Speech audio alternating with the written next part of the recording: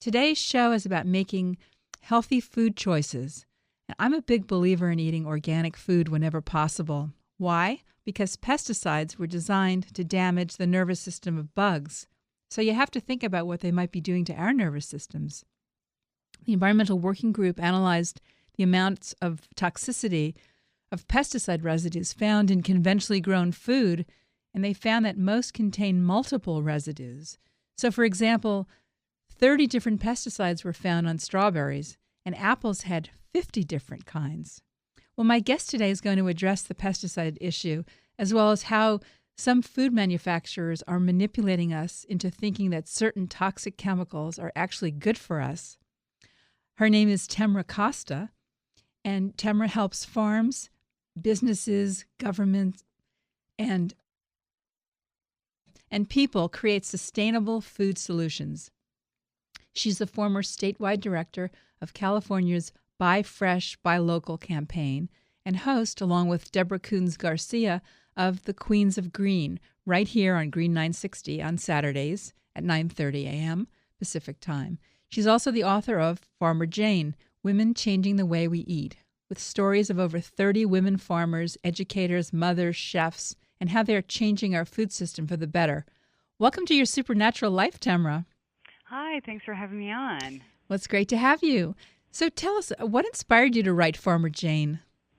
Well, I'd been working in the sustainable food industry with a nonprofit for 6.5 years. And, I just discovered and I noticed this uncanny thing that was happening. I was surrounded by women, not only the moms who are preparing food at home, but also the new farmers that were entering into creating more sustainable foods for farmers market sales and otherwise were largely women. Wait, so the new farmers, this is like a new trend?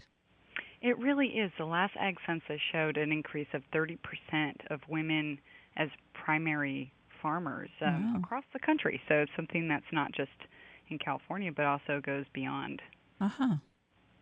It's fantastic. Yeah, and not only that, women control upwards of 85% of household spending. So that means that women are largely in charge of whether or not they buy organic food at home, or even to the green products. So I feel like women are really largely behind the whole shift to sustainable food and a lot of the other topics that you cover, Beth, in your book and here on the show.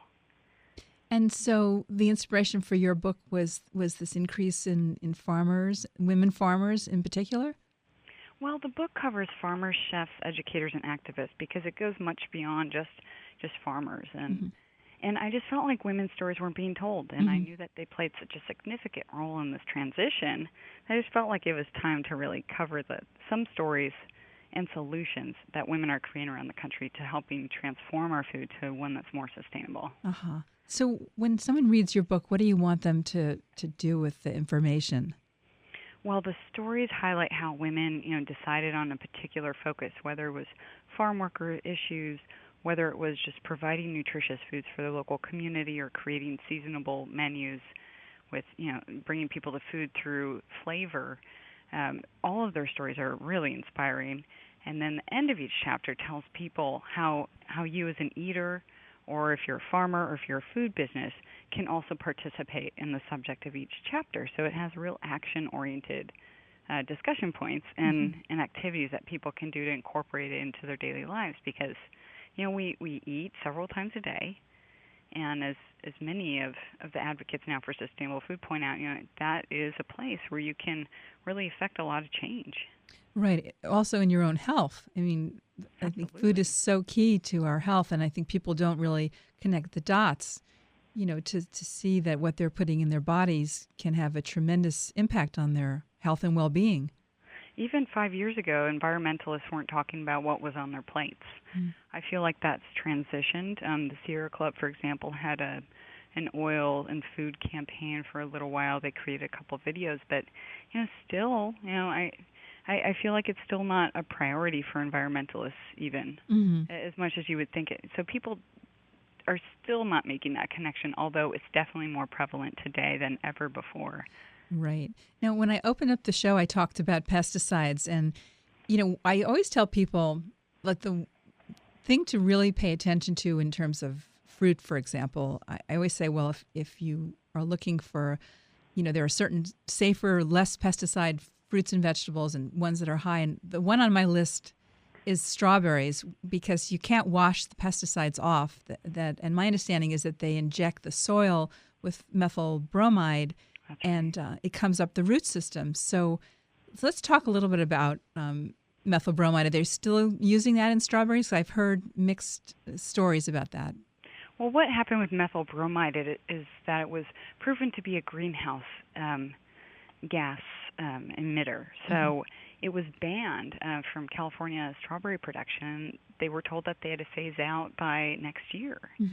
And so what's happening now is that they've identified, or actually scientists were saying, well, what can, kill all pathogens, fungal and insects in the soil, create kind of a sterile planting ground, which is exactly what we don't want.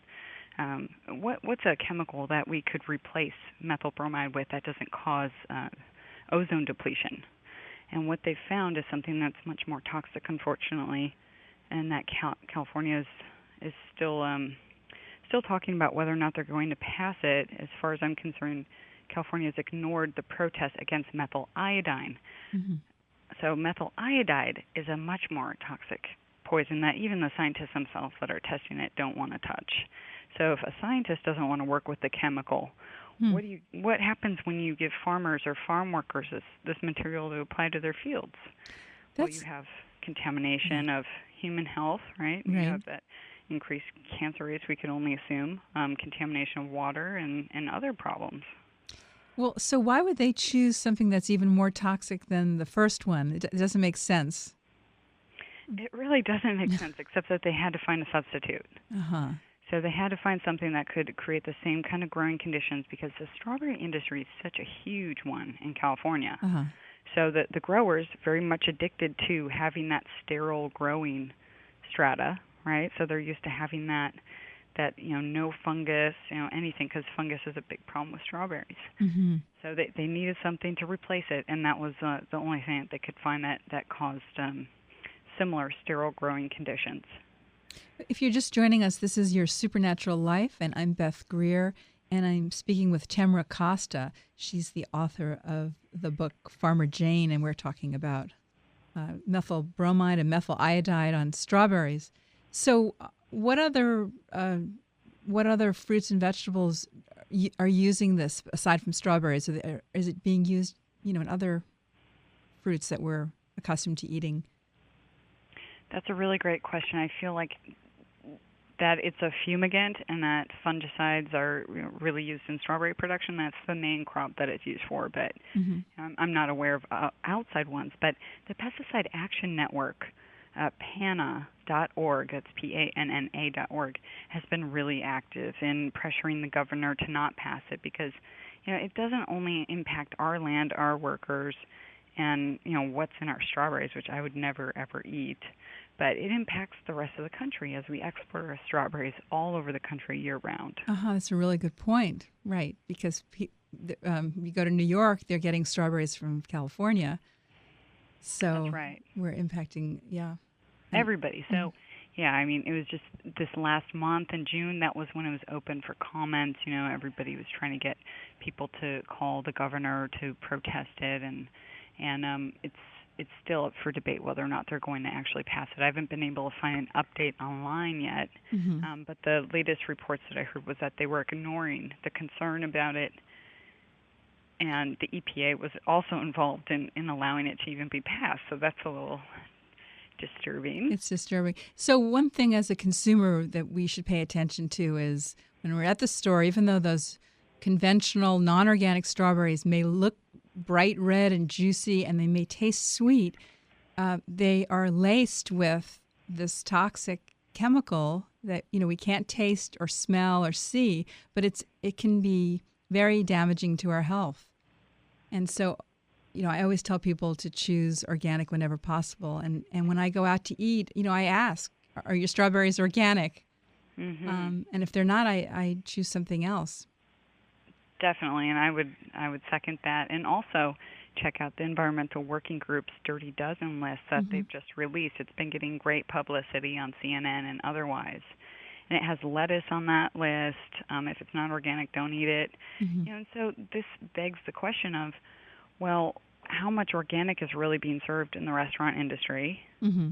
And if everybody was demanding it, what would that do for farmers? Well, it would create more job opportunities. So at the same time that you're concerned about your health, you're also opening up new opportunities for people to make a better living off of farming.